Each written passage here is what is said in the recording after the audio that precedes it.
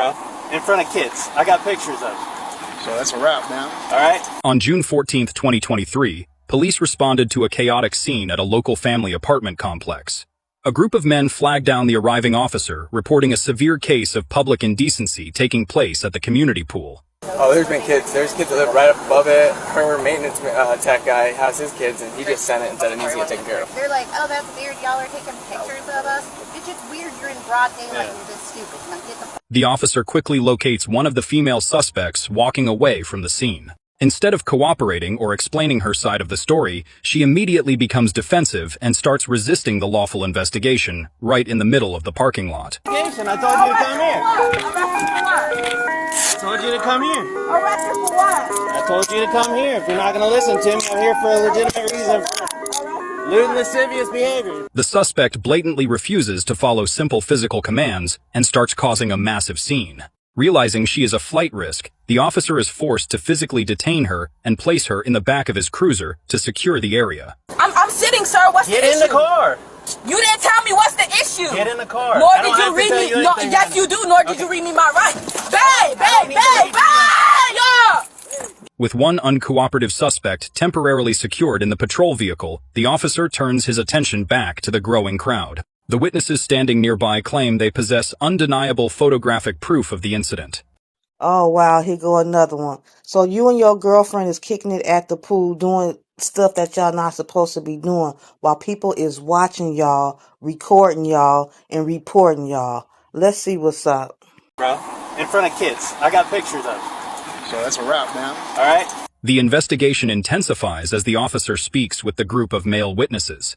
They confirm that multiple families and young children were directly exposed when the inappropriate acts took place right in the open pool area during broad daylight. Kids, I got several witnesses. I got the property manager, I got the maintenance guy, I got 2 little kids, I got their parents. I mean, it's not like it was just random one person come by. Seeking concrete evidence, the officer tries to identify the suspect, but she completely refuses to provide her legal name. Meanwhile, the complex property manager approaches the scene to explain just how angry the entire community is. And they said, I got pictures of you committing sexual acts with each other nude. And they said, it's weird, you take pictures. I thought what's weird is that The manager makes it clear that the community is deeply disturbed. The officer then speaks with a maintenance worker who personally received the photographic evidence from disgusted residents who were simply outside walking their dogs. Anyways, their dog got out and they came running over here. And then so I was, I stuck my head, I took pictures, but I stuck my head out and my girl's like, That's crazy. like- So I'm like, yeah, there's kids out here. The maintenance worker pulls out his cell phone to show the officer the exact photos taken by the traumatized residents. The officer braces himself to look at the bright screen to verify exactly what kind of illegal acts occurred. Now the people is coming up showing the proof that they have, showing the videos, and people is giving their statements. Now, how are you going to talk your way up out of this one? They have proof. Bro, in front of kids. I got pictures of it. So that's a wrap, man. All right? Reviewing the photographic evidence provided by the maintenance worker leaves no room for doubt. The images clearly show the women completely unclad and engaged in highly illegal acts right out in the open public space. dry rubbing. I don't give a shit. That was full. That was full on pornography. That was full on. Jesus Christ. I'm like. Armed with undeniable proof, the officer prepares to confront the suspect one last time. The property manager also steps in, expressing absolute rage over the suspect's total lack of respect for the families and young children living there. Because if a bitch can't stay here when your ass gets in trouble, they're not good friends. Who's here right now? Who? Who always shows up? Who? Who do you not fucking listen to? The suspect continues to act entitled by demanding her cell phone and expensive jewelry while refusing to acknowledge any wrongdoing. Having seen enough, the officer proceeds to finalize the paperwork and officially reads her the felony charges. So I'm about to be charged with all the charges? Lewd and lascivious. Fuck. Juliana was officially arrested and booked on charges of lewd and lascivious acts, resisting arrest without violence, and indecent exposure in public. She was permanently banned from the property and faces severe legal consequences. I know y'all was feeling each other. That's obvious, but y'all could have did all that before you came outside to the pool. I'm pretty sure you got a house you could have did all that at. But instead, you want to be in the public disrespecting people and their children. So now the police got all the proof that they need. So you know what that means. You're going to jail. Why we're all here. On January 2nd, 2026, a deputy responds to a McDonald's parking lot in Palm City, Florida. A concerned citizen called 911 about a couple getting intimately involved with their car door wide open. The suspects show zero embarrassment when confronted by law enforcement. You do know it's a public place. Yes, you guys sir. have the door wide open, and there's people everywhere here. Okay. I got your ID. Okay. We totally understand now. Michael attempts to smooth things over by playing the role of a respectable community member. He tries to shake the deputy hand, completely forgetting the unsanitary act he was just interrupted from performing. The deputy is not having any of it. Actually, I'm Mike. I'm not touching your hand after what I just saw. Oh, I'm sorry.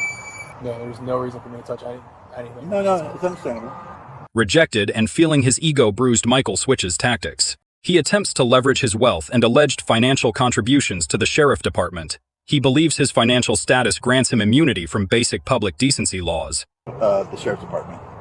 If you look at my background, how much money I put into the sheriff's department, you understand. Okay, but you understand that you're also Yep. what you're doing No. in a public place. Yep, 100%. So nobody's talked to the college. The deputy remains completely unfazed by the blatant name-dropping and entitlement. While Michael thinks his money will make this entire awkward situation disappear, the officers are about to discover that public intimacy is only the beginning of their problems tonight. Now these people is bold. These two is in McDonald's parking lot, not even sneaking or creeping. They got the door wide open for everybody to can see what they got going on. No shame in they game. That's why we're all here. Escalating from their brazen behavior, the deputies separate the two to figure out exactly what is going on. When the officer conducts a routine pat-down on Michael for safety, the situation quickly becomes tense.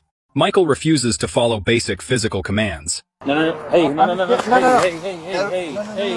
Just That's not what you do I know. when I'm patting you down. All right. Do you understand that? Do you want to Yes, get on sir. your face? Nope. Do you want me to throw you on your face? Nope. So stop. Yep. Put your hands up here. Okay. Despite the strict warning, Michael continues to reach into his pockets, claiming he just wants to show the officers his money. Meanwhile, the female suspect Crystal steps out of the vehicle and casually drops a massive bombshell that puts every officer on high alert. But the thing is that we were in the car. My door was open, and but I swear to God, nobody's. Clearly they did if they called. Nope. I'm 100%. Hearing that there is a loaded firearm sitting right next to an intoxicated and unpredictable suspect completely shifts the tone of the investigation. The deputies immediately instruct her to step away from the vehicle to secure the highly dangerous scene. Nope. No. Okay. That's fucking crazy, Crystal, dude. Crystal, we're gonna avoid the gun situation. Come over here. You're gonna stand right here by this passenger tire. Okay? Now safely away from the weapon, Crystal bizarrely begins lecturing the deputies about responsible gun ownership. The irony of her giving safety advice while heavily intoxicated and caught committing a public crime is completely lost on her as the investigation deepens. Probably about 6 months. 6 months? Yes, Okay. sir. All right. Were you guys having intercourse in the car? Yes, of course you are. Okay. All Yes. right. That's why we're all here. With the loaded weapon secured, the deputies continue their questioning. As Crystal rambles on, she finally reveals the real reason they chose a fast food parking lot for their romantic rendezvous. It turns out Michael was desperately trying to hide a massive secret. He does. Where's his car? It's a little bit of ways. Is it like in Cracker Barrel? Yeah. Okay. So you guys arranged to meet up here. Yeah. You guys met up. He came over. The scandalous affair explains their reckless decision-making, but it does not excuse breaking the law. After confirming the details, the deputies decide they have heard enough. Crystal is instructed to place her hands behind her back as reality finally sets in. You are under arrest tonight for disorderly conduct. For what? Okay. For being in the car and putting a show on for everyone at McDonald's tonight. Did you want anything out of the car? Your shoes? Both suspects are detained and placed into the back of patrol cruisers. Michael immediately begins debating the legal definition of indecent exposure, clearly missing the point that corrupting public morals is a valid criminal charge in the state of Florida. Still, the actual statute verbiage is corrupts public morals or breach of peace, which that would qualify as both. So that's why you're correct as far as... Despite all their wealth and complaining, both Michael and Crystal faced the consequences of their public indiscretion. They were officially charged with disorderly conduct, and court records show they both received an adjudication withheld, effectively closing this embarrassing chapter. There's nothing wrong with being spontaneous. You just have to be mindful of other people. I know you'll think twice next time.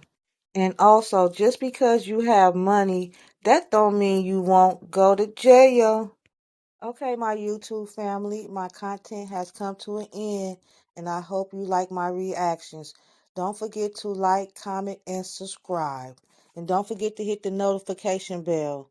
Okay, y'all, until next time, I love you all. Bye-bye. Have a wonderful day. Have a call back for 86 into Central.